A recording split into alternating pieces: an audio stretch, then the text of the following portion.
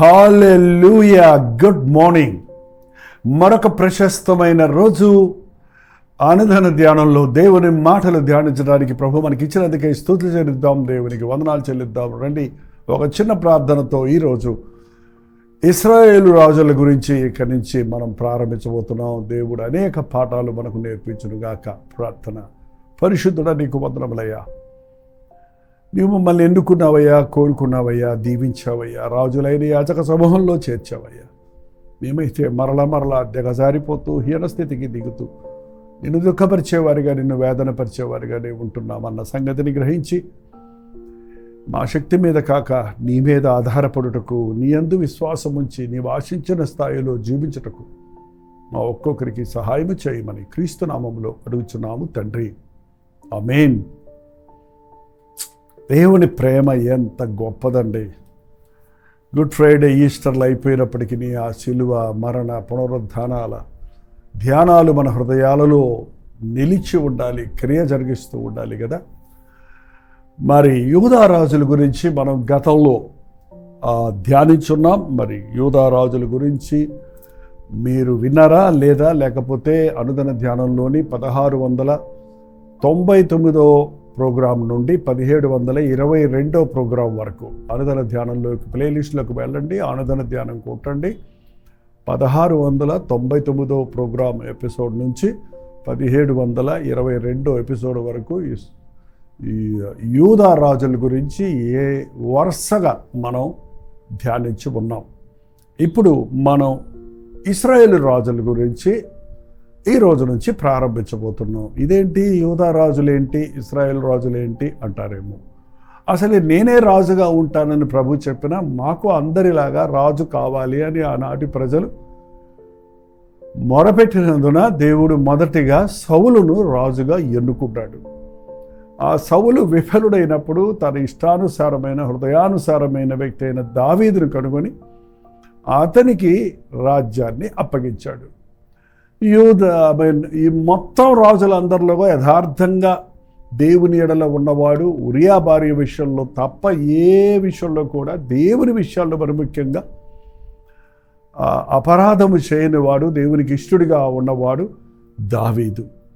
అయితే దావీదు 40 సంవత్సరాల పరిపాలన తరువాత అతని కుమారుడైన సొలొమోను ఎన్నుకొనబడ్డాడు. సొలొమోను కూడా చాలా భక్తిగానే ప్రారంభించాడు.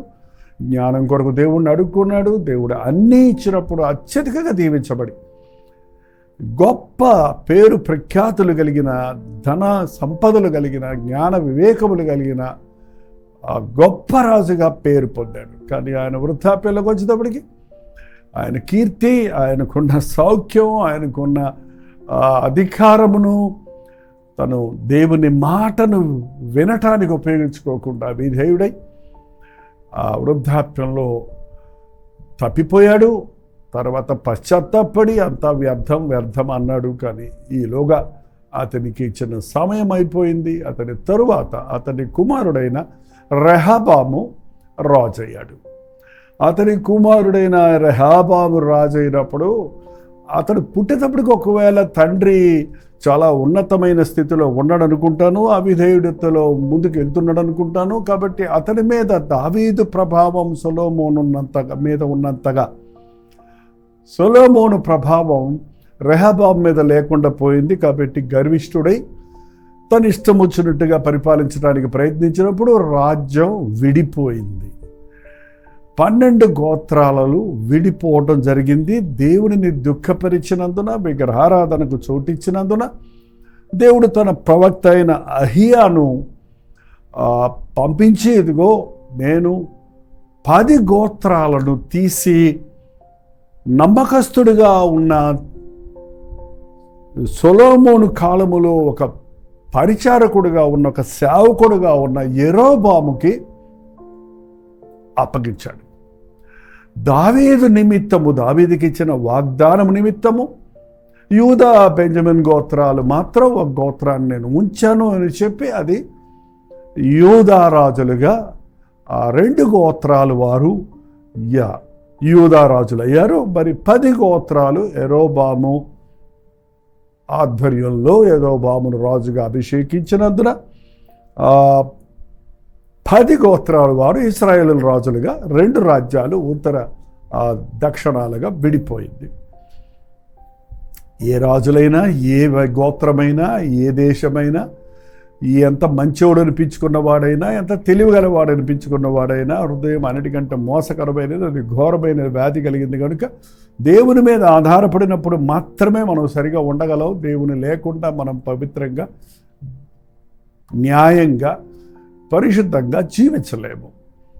ఈ యెరోబామును ఎందుకు ఎన్నుకున్నాడు? ఇతను దావీదు వంశంలో నుంచి వచ్చినోడు కాదు, కానీ ఇతడు యవ్వన కాలంలో దేవుని పనిని ప్రేమించాడు. ఒకసారి చూడండి, రాజుల మొదటి గ్రంథము 11వ అధ్యాయము 28వ వచనం. అయితే యెరోబాము అను ఇతడు బహుబలాఢ్యుడిగా ఉండెను. యవ్వనుడకు ఇతడు పనియందు శ్రద్ధ కలిగిన వాడై సొలొమోను గలవాడని సొలొమోను తెలుసుకొని యోసేపు సంతతి వారు చేయబడిన భారమైన పని మీద అతనికి అధికారిగా నిర్ణయించాడు. ఎంత గొప్ప భాగ్యం! యోసేపు సంతతి వారు చేసే పనిని, శ్రేష్టమైన పనిని ఈ యవ్వనస్తుడైన యెరోబాము బలవంతుడిగా ఉన్నాడు, సమర్థవంతుడిగా ఉన్నాడు, శ్రద్ధగా పనిచేసేవాడిగా ఉన్నాడని గమనించిన సొలొమోను అతనిని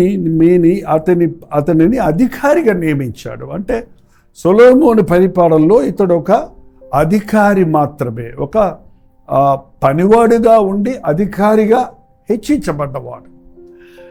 ఎందుకంటే ఆ యవ్వనుడు దేవుని కార్యాలు, దేవుని పనులు శ్రద్ధగా చేస్తున్నాడు, నమ్మకంగా చేస్తున్నాడు. చూడండి, ఎవరైనా సరే కష్టపడి పనిచేసేవారిని దేవుడు తప్పకుండా దీవిస్తాడండి. సోమరులు దేవునికి అక్కర్లేదు. ప్రభు శిష్యులుగా ఉండడానికి కోరుకున్నప్పుడు నిద్రపోతున్న వాళ్ళని రమ్మని పిలవలేదు, కానీ చేపలు పట్టుకుంటున్న వారిని పిలుచుకున్నాడు. లేక అక్కడ కూర్చొని లెక్కలు రాస్తున్నటువంటి మత్తయ్యను పిలుచుకున్నాడు. ఉద్యోగం పనులు చేస్తున్నటువంటి వారిని పిలుచుకున్నాడు. కష్టపడకుండా, శ్రమ పడకుండా, ఏ పని లేని వాడు దేవుని సేవ చేయాలని చేద్దామని ఈ రోజున అనుకుంటున్నారు. కానీ లోకంలో లోక విషయాల కొరకు, వ్యర్థమైన వాటి కొరకు నువ్వు కష్టపడుతున్నావు. అంతకంటే శ్రేష్టమైన వాటిని నువ్వు చేయడానికి నీ బలాన్ని, నీ జ్ఞానాన్ని నేనే ఇచ్చానని ప్రభువు ఆయన కష్టపడేవారిని, శ్రద్ధ కలిగిన వారిని, చురుకుగా ఉండేవారిని కోరుకుంటున్నారు. ఈ రోజుల్లో దేవుని సేవ చురుకుగా జరగడం లేదండి. సోమరులు సేవకులుగా తయారైనప్పుడు, బద్ధకస్తులు, తిండిపోతులు, శరీరాన్ని జయించలేని వారు సేవకు సమర్పించుకున్నామని వచ్చినప్పుడు సేవ మూలపడుతుందే కానీ ముందుకు సాగదు కదా. దేవుని నామానికి దూషణ కలుగుతుందే కానీ ఆయన నామానికి మహిమ రాదు కదా. యెరోబాము ఒక మామూలు అధికారి అయినప్పటికీ దేవుడు అతన్ని ప్రేమించి తన ప్రవక్తను పంపించి ముందుగానే చెప్పాడు, 10 గోత్రాలు తీసి నీకు ఇస్తున్నాను, నీవు ఆ 10 గోత్రాల మీద రాజుగా ఉంటావు. ఈ విషయాలన్నీ మీరు ఇదే అధ్యాయంలో చూడొచ్చండి. ఈ అధ్యాయంలో మీరు అహియా వచ్చి చెప్పింది, 10 గోత్రాలు ఇచ్చింది, ఇవన్నీ చెప్పొచ్చు. దేవుడు ఇచ్చాడు. దేవుడు నిన్ను, సొలొమోను కాదు అధికంగా అతన్ని హెచ్చించింది. దేవుడు చూశాడు అతని కష్టమైన పనిని, అతని శ్రద్ధను, అతని హృదయంలో ఉన్న ఆ సమర్పణను చూశాడు. కాబట్టి దేవుడు 10 గోత్రాల వారికి అతన్ని రాజుగా నియమించాడు. ఆ విషయంలో చెప్పాడు కూడా, ఎందుకు నేను దావీదు వంశీయుల నుంచి ఈ రాజ్యాన్ని తీసి నీకు ఇస్తున్నానంటే, వారు అన్యదేవతల వైపు తిరిగారు, వారు నాకు రోషం పుట్టించారు, వారు నాకు కోపం పుట్టించారు, నువ్వు నన్ను ఘనపరచు అని చెప్పి అప్పచెప్పాడు. 10 గోత్రాలు వారు తన దగ్గరే ఉన్నారు అని తెలిసినప్పటికీ యెరోబాము రాజు అయిన తర్వాత ఆయనకి ఏదో ఒక దిగులు పట్టుకుంది. ఎందుకంటే ఆ రోజుల్లో దేవాలయము ఒక్కచోటే ఉంది. ఇప్పుడులాగా ఎక్కడ పడితే అక్కడ దేవాలయాలు లేవు. పాత నిబంధన కాలంలో ప్రభువు కోరుకున్న స్థలముగా సొలొమోను కట్టిన ఆ దేవాలయానికే అందరూ వచ్చి ఆయన్ని ఆరాధించుకునేవారు. యూదులు మాత్రమే కాదు, అన్ని జాతుల వారు ఆ దేవాలయానికి వస్తూ ఉండేవారు.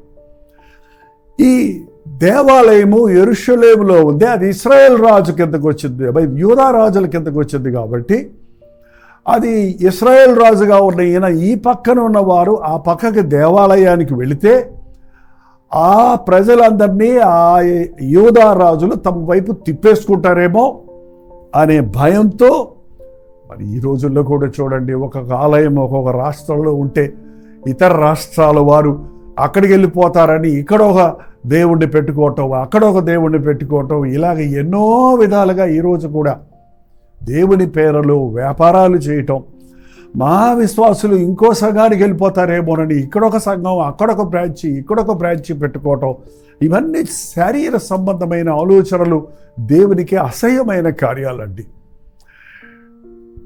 దేవుడు ఒక్కడే. దేవుని ఆరాధించే ప్రజలందరూ ఒకటిగా ఉండాలన్నది దేవుని యొక్క భావంగా ఉంది. వ్యత్యాసాలు ఉండొచ్చు, భేదాలు ఉండొచ్చు, భేదాభిప్రాయాలు ఉండొచ్చు, ప్రేమ సమాధానాలు కలిగి మనం జీవించాలన్నది ప్రభు కోరికగా ఉంది. ఒక చెడ్డ ఆలోచన ఈ యెరోబాముకు వచ్చింది. ఎందుకు నా దేశంలో ఈ 10 గోత్రాల వారు ఆ స్థలం యెరూషలేముకి వెళ్ళిపోతే నేనేమైపోతాను, ప్రజలు వాళ్ళు లాగేసుకుంటే నా రాజ్యం పోద్దేమో. అసలు ఈ భయం ఏంటండి? చాలామందికి ఆ యొక్క భయం ఈ రోజున, నా పేరు ఎవరైనా తీసేసుకుంటారేమో, నాకు రావాల్సిన ఘనత ఎవరైనా తీసేసుకుంటారేమో, నా ఉద్యోగాన్ని ఎవరైనా లాగేసుకుంటానేమో, నాకు రావాల్సిన మెరిట్ ఎవరికైనా వెళ్ళిపోద్దేమో, నా దగ్గర నుంచి ఎవరో ఏదో తీసేస్తారేమో. దేవుడిని నమ్మిన వారికి ఆ భయం ఉండదండి. నీకు ఇచ్చింది దేవుడు అన్నప్పుడు దేవుని అనుమతి లేకుండా నీ దగ్గర ఉన్నది ఎవరు తీయగలడు? దేవుడు నిన్ను హెచ్చించినప్పుడు, దేవుడు నిన్ను రాజుగా చేసినప్పుడు ఎవరయ్యా నిన్ను కిందకి లాగగలడు? ఈ రోజున దేవుడు ఆశీర్వదించిన వారికి ఇటువంటి దిగులు ఉండటం చాలా విచారకరమైన విషయం అండి. దేవుడు కావాలంటే ఇచ్చేవాడు, తీసుకుంటాడు, తీసుకుంటే రెండంతలు ఇస్తాడు అన్నది యోబు జీవితంలో చూశాం కదా. యోబుకు దేవుడే ఇచ్చాడు, దేవుడే తీసుకున్నాడు అని నమ్మాడు కదా. దేవుడు ఇచ్చిన దాన్ని ముట్టాలన్న అపవాదికి చేత కాలేదు కదా. దేవుడు అనుమతితోనే తన జీవితంలో ప్రతి ఘట్టం జరిగింది కదా. ఈ రోజున మన జీవితాల్లో జరిగే సంభవాల గురించి మనం భయపడక్కర్లేదండి. మనం ఒక ఇన్ఫీరియారిటీ ఫీలింగ్ రానివ్వక్కర్లేదు. మనకు ఒకలాంటి దిగులు, భయము రాకూడదు.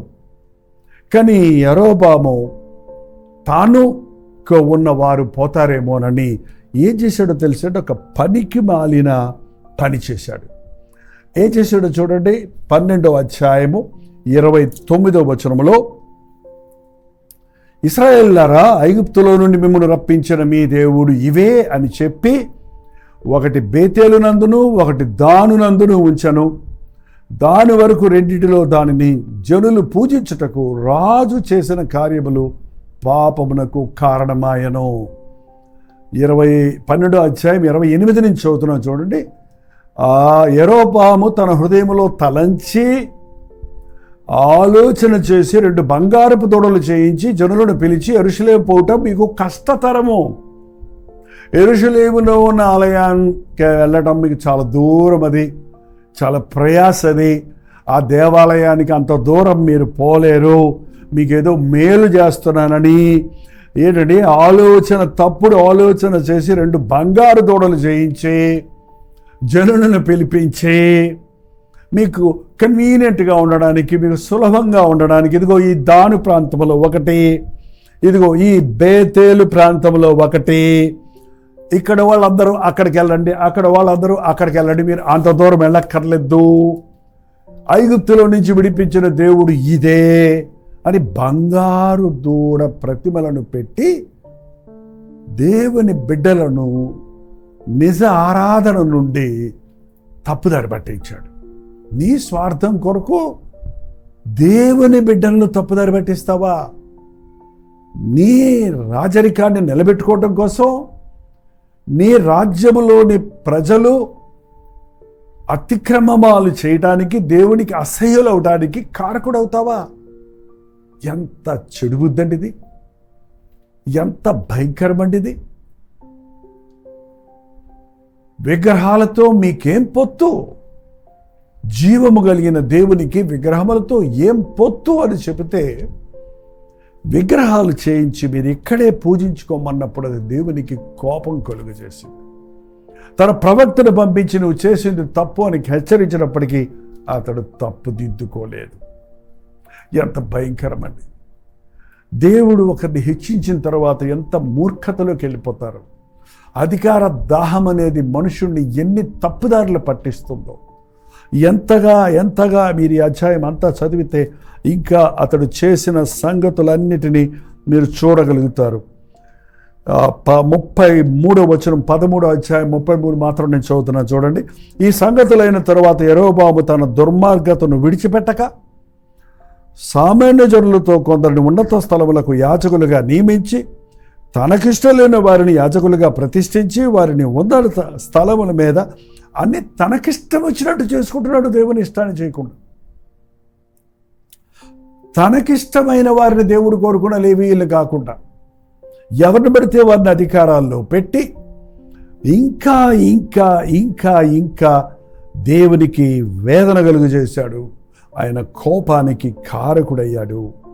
చివరికి యెరోబాము తన జీవితంలో దేవుడు ఎంతగా ఒక పనివాడిగా ఉన్నవాడిని, ఒక అధికారిగా ఉన్నవారిని ఏరుకొని సింహాసనాసీనుడిగా చేసి అధికారాన్ని చేతికిస్తే దేవుడిని మహిమపరచకుండా లోకానుసారంగా జీవించి లోకముతో మిళితమై దేవునికి విరోధంగా పాపము చేసి దేవుని కోపానికి గురవ్వటం, చివరికి అతడు తన జీవితంలో తన కన్న బిడ్డ కూడా మరణించటం, తన యొక్క బాధకరమైన విషయాలన్నీ కూడా ఈ 12, 13, 14 అధ్యాయాల్లో మీరు చదవగలుగుతారు. ఈ యూదా రాజుల గురించి మనం ధ్యానించాం. ఇశ్రాయేల్ రాజుల గురించి ధ్యానిస్తుండగా మీరు కొంచెం హోంవర్క్ చేయాలంటే మీకు ఇంటి ముందుగానే ఈ అధ్యాయాలు చదివి పెట్టుకోండి. అలాగే ముందుగానే మీరు సిద్ధపడండి. అలాగే అనుదిన ధ్యానం అయిన తర్వాత దినమంతా ఆ వాక్య భాగాలను మీకు డిస్క్రిప్షన్లో ఆ యొక్క అధ్యాయాలు ఇస్తున్నాం.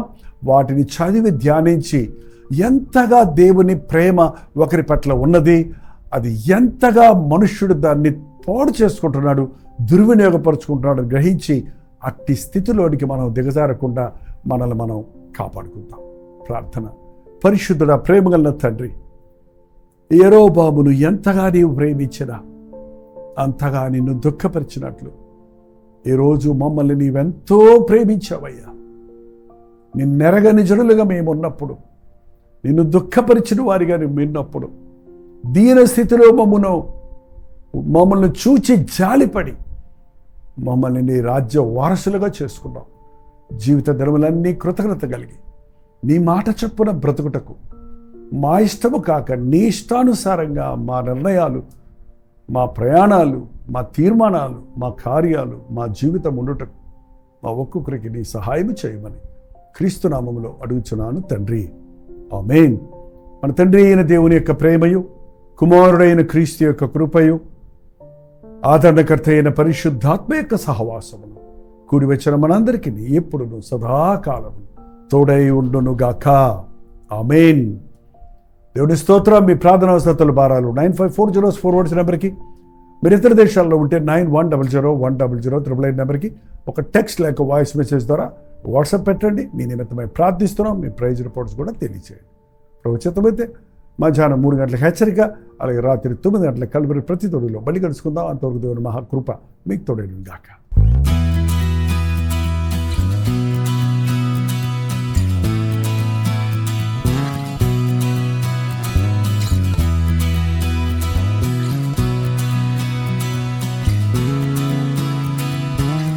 హల్లెలూయా. ముంబై పరిసర ప్రాంతాల్లో ఉన్న వారికి శుభవార్త. ప్రభు చిత్తమైతే మే 1వ తారీఖు ఒక ప్రత్యేకమైన గెట్ టుగెదర్ మీటింగ్ను మీ కొరకు ఏర్పాటు చేస్తున్నాం. కేవలం సాయంత్రం 6 గంటల నుంచి 10 గంటల వరకు జరిగే ఈ ఒక్క మీటింగ్కి ఖచ్చితంగా మీరు హాజరవుతారని, ముఖాముఖిగా మిమ్మల్ని చూడడానికి, వ్యక్తిగతంగా మీకు ప్రార్థించడానికి, దేవుడిచ్చిన సందేశాన్ని మీకు అందించడానికి చెన్నై నుంచి మేము ముంబై వస్తున్నాం. రండి, ఈ గెట్ టుగెదర్ మీటింగ్లో పాల్గొని దైవాశీస్సులు పొందండి. చిరునామా గమనించండి. Morning star English school, సయాన్, Dharavi, Mumbai. ఇంకా విషయమై మీకు వివరాలు కావాలంటే 8939393939 399 నెంబర్ మీరు కాల్ చేయండి, లేక వాట్సాప్ మెసేజ్ పెట్టండి, లింక్ మీకు పంపిస్తాం. రండి, మీ స్నేహితులతో, బంధువులతో రండి, ప్రత్యేకంగా ప్రార్థిద్దాం. ప్రభు సన్నిధిలో మన వ్యక్తిగత భారముల కొరకు, అనేకుల కొరకు విజ్ఞాపన చేద్దాం. దేవుని వాక్యాన్ని ధ్యానిద్దాం. పాల్గొనండి, దైవాశీర్వాదాలు పొందండి. తప్పకొస్తారు కదా.